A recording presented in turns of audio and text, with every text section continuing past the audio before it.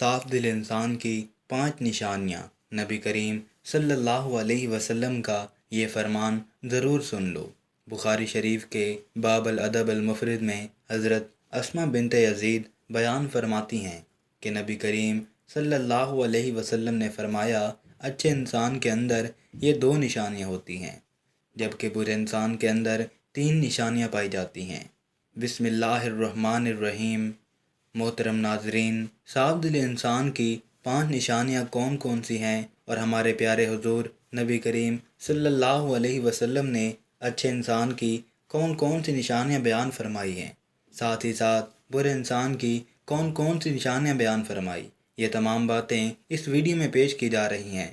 محترم ناظرین، سب سے پہلے بات کرتے ہیں کہ صاف دل انسان کی 5 نشانیاں کون کون سی ہیں۔ ماہرین نفسیات کے مطابق صاف دل انسان میں یہ 5 نشانیاں پائی جاتی ہیں۔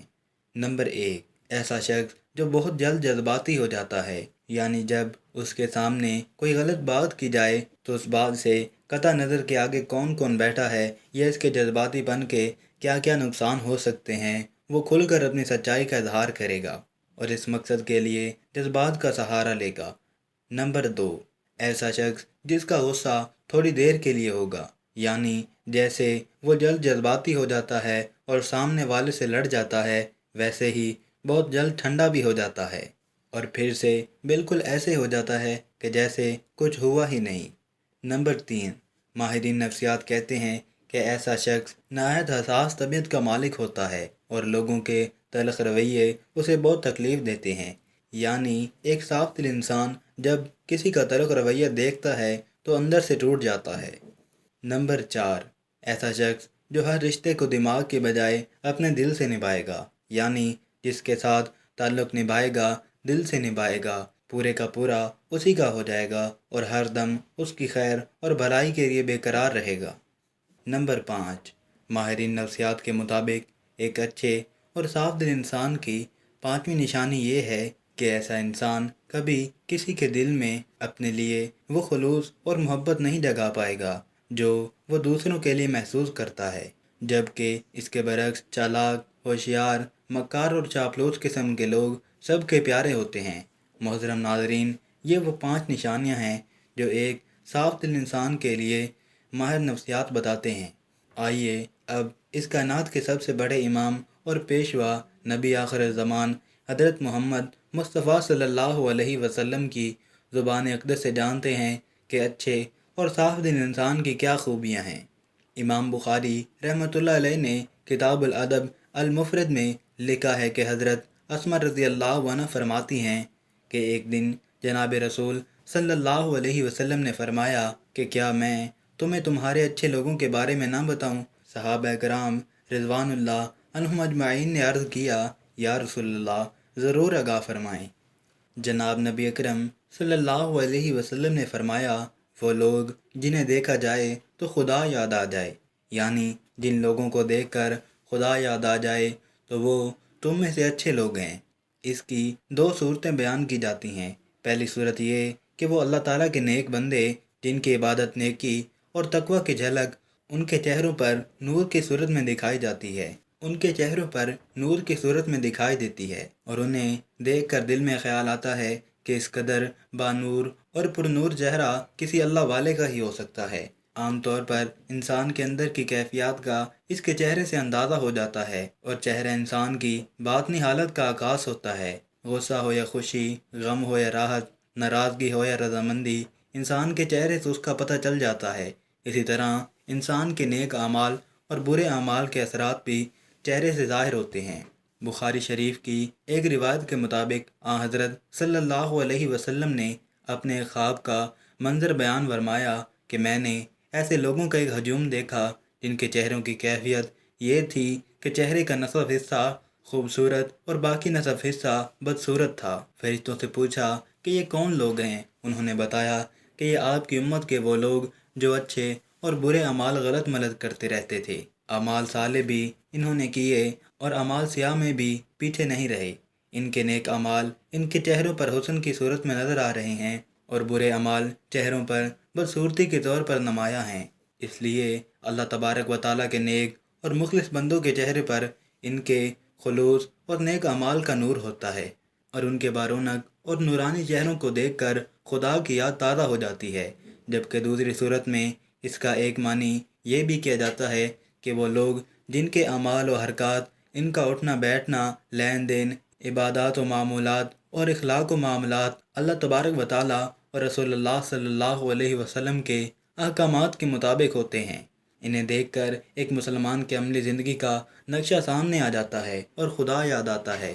بہرحال جناب نبی کریم صلی اللہ علیہ وسلم نے فرمایا، تم میں سے اچھے لوگ وہ ہیں جنہیں دیکھ کر خدا یاد آ جائے۔ اس کے علاوہ حضرت محمد صلی اللہ علیہ وسلم نے فرمایا، کامل مومن وہ ہے جس کے اخلاق اچھے ہوں۔ مومن اپنے حسن اخلاق سے دن میں روزہ رکھنے والے اور رات میں عبادت کرنے والے کا درجہ پا لیتا ہے۔ حضور نبی کریم صلی اللہ علیہ وسلم کا ارشاد ہے کہ تم میں سے بہترین شخص وہ ہے جس کے اخلاق سب سے اچھے ہوں۔ ہمارے اخلاق ہمارے خالق و مالک کے ساتھ بھی اچھے ہونے چاہیے اور بندوں کے ساتھ بھی۔ خالق و مالک کے ساتھ اچھے اخلاق کا مطلب یہ ہے کہ اسے ایک دانے اس کا ہمسر کسی کو نہ بنائیں، جو مال اس نے دیا ہے اس میں سے اس کی راہ میں خرچ کریں، نماز کی پابندی کریں، یوم آخرت پر ایمان رکھیں، قرآن پاک اور دیگر آسمانی کتابوں پر ایمان رکھیں، اس کی حلال کردہ چیزوں کو حلال اور حرام کردہ چیزوں کو حرام جانیں، ہمیشہ اپنے خالق و مالک کا شکر ادا کرتے رہیں اور تکلیف پہنچنے پر صبر کریں۔ یہ اوصاف ہیں اچھے اخلاق والوں کا اپنے رب کے ساتھ۔ اسی طرح ہمارے اخلاق بندوں کے ساتھ بھی اچھے ہونے چاہیے۔ اچھے اخلاق کے لیے علم کا ہونا ضروری ہے، اس لیے علم حاصل کریں اور اس علم سے لوگوں کو فائدہ پہنچائیں۔ ماں باپ کی فرما برداری کریں، انہیں کبھی جھڑکیں نہیں، ان کے ساتھ نرمی سے بات کریں، انہیں اف تک نہ کہیں، ان کی صحت کا خیال رکھیں، ان کو اپنے ساتھ رکھ کر ان کی خدمت کریں۔ بندوں کے ساتھ اچھے اخلاق میں یہ بھی ہے کہ رشتہ داروں کے ساتھ صلح رحمی سے پیش آئیں، رشتوں کو نبھائیں، رشتوں کو جوڑیں۔ حضور نبی کریم صلی اللہ علیہ وسلم کا ارشاد ہے کہ جو تمہیں محروم کرے تم اسے عطا کرو۔ ایک اور جگہ آپ صلی اللہ علیہ وسلم نے فرمایا کہ لمبی عمر چاہتے ہو تو رشتہ داروں کے ساتھ صلح رحمی کرو۔ اچھے اخلاق کی ایک علامت یہ بھی ہے کہ ہم سلام میں پہل کریں، سلام کو عام کریں، ہر جاننے والے اور انجان مسلمان کو سلام کریں، جبکہ آج یہ بات عام ہو چکی ہے کہ ہم صرف اسی کو سلام کرتے ہیں جس کو ہم جانتے ہیں۔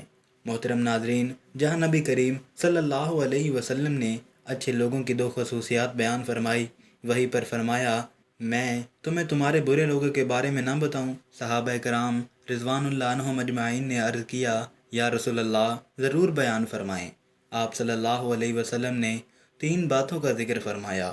ایک یہ کہ چغلیاں کھانے والے یعنی ایک دوسرے کی چغلی کرنے والے لوگ چغلی کہتے ہیں، ایک دوسرے کو خواہ مخواہ ان کی باتیں پہنچانے والے، ایک کی بات دوسرے کے آگے، دوسرے کی بات تیسرے کے آگے، تیسرے کی بات چوتھے کے آگے، اس کا ہمارے ہاں عام طور پر رواج پایا جاتا ہے، اور ہم میں سے بہت سے لوگوں کی یہ عادت بن گئی ہے کہ بلا وجہ لوگوں کو یہ بتاتے رہتے ہیں کہ فلاں تمہارے بارے میں یہ کہہ رہا تھا اور فلاں جگہ تمہارے بارے میں یہ باتیں ہو رہی تھی۔ بلا ضرورت ایسی باتیں کرنا شرعاً گناہ کبیرہ شمار کیا جاتا ہے، لیکن ہمارے ہاں اس کو گناہ ہی نہیں سمجھا جاتا، حالانکہ یہ باتیں اکثر جھگڑوں کا باعث بنتی ہیں۔ ہمارے معاشرے میں ہونے والے باہمی تنازعات اور جھگڑوں کی وجوہ تلاش کی جائے تو اکثر تنازعات کے پس منظر میں کوئی نہ کوئی چغلی کار فرما ہوتی ہے، چنانچہ یہ بہت برا عمل ہے اور اسے جناب نبی اکرم صلی اللہ علیہ وسلم نے برے لوگوں کی علامت قرار دیا ہے۔ دوسری بات فرمائی کہ دوستوں کے درمیان فساد ڈالنے والے برے لوگوں میں شمار ہوتے ہیں۔ یہ بھی ایک معاشرتی بیماری ہے کہ چند دوست اکٹھے محبت و اعتماد کے ساتھ رہ رہے ہیں، اگر کوئی آدمی ان کے درمیان غلط فہمیاں ڈال کر ان کی دوستی کو دشمنی میں بدل دیتا ہے تو وہ بہت بری حرکت کا مرتکب ہوتا ہے۔ اس طرح ایک خاندان محبت و اعتماد کے ساتھ زندگی بسر کر رہا ہے اور کوئی شخص دخل دے کر ان کی محبت اعتماد کی فضا کو خراب کر دیتا ہے تو وہ کوئی اچھا کام نہیں کر رہا۔ محبت و اعتماد کی فضا خاندانوں میں ہو، دوستوں میں ہو، مشترکہ کام کرنے والوں میں ہو، اس میں فساد ڈالنے والوں کو جناب رسول صلی اللہ علیہ وسلم نے برے لوگوں میں شمار کیا ہے۔ تیسری بات حضور صلی اللہ علیہ وسلم نے فرمائی کہ شریف اور باعزت لوگوں میں عجیب تلاش کر کے انہیں بدنام کرنے والے بھی برے لوگ ہوتے ہیں۔ عیب اور کمزوری سے کوئی شخص پاک نہیں ہے، لیکن اللہ تعالیٰ اپنے فضل و کرم کے ساتھ اکثر لوگوں کا پردہ رکھتے ہیں۔ اب ایک شخص عزت کے ساتھ زندگی بسر کر رہا ہے، لوگ اس کا احترام کرتے ہیں اور اسے اچھا آدمی سمجھتے ہیں، لیکن کوئی شخص بلا وجہ اس کی ٹوہ میں لگا رہتا ہے کہ اس کی کوئی کمزوری ہاتھ میں لگے تو اسے بدنام کروں، اس کا کوئی عیب میرے علم میں آئے تو اس کا پروپیگنڈا کر کے اس کی عزت کو خراب کر دوں۔ لوگوں کے عیب تلاش کرنے کے لیے ٹوہ میں رہنا، خاص طور پر معزز اور شریف لوگوں کے حالات کا تجسس کر کے ان کے عیب ڈھونڈنا اور پھر انہیں منتشر کر کے ان کی بدنامی کرنا اور بے عزتی کا باعث بنانا کوئی اچھی صفت نہیں ہے۔ حضرت صلی اللہ علیہ وسلم نے ایسا مزاج رکھنے والے کو برے لوگ قرار دیا ہے۔ حضرت صلی اللہ علیہ وسلم نے ایسا مزاج رکھنے والوں کو برے لوگ قرار دیا ہے۔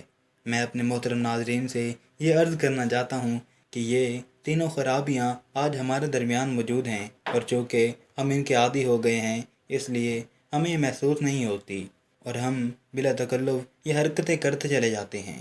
ہمیں جناب نبی اکرم صلی اللہ علیہ وسلم کے ارشاد گرامی کا بار بار مطالعہ کرنا چاہیے، اس پر غور کرنا چاہیے اور پھر اپنے معمولات اور مزاج و عادات پر بھی نظر ڈال کر اپنی کمزوریوں کو محسوس کرتے ہوئے اصلاح کی کوشش کرنی چاہیے۔ اللہ تبارک و تعالیٰ سے دعا ہے کہ ہمیں ان بڑی بڑی معاشرتی برائیوں سے محفوظ و معمون فرمائے اور ہمیں ان لوگوں کے راستے پر چلنے کی توفیق عطا فرمائے جن کو نبی کریم صلی اللہ علیہ وسلم نے اچھے لوگوں میں قرار دیا۔ تمام مسلمان بہن بھائیوں سے درخواست ہے کہ ایک مرتبہ نبی کریم صلی اللہ علیہ وسلم کی ذات اقدس پر دل کی گہرائیوں سے درود و سلام بھیجیں۔ تمام احباب سے گزارش ہے کہ اللہ کے 99 ناموں میں سے ایک نام ضرور کمنٹ میں لکھنا۔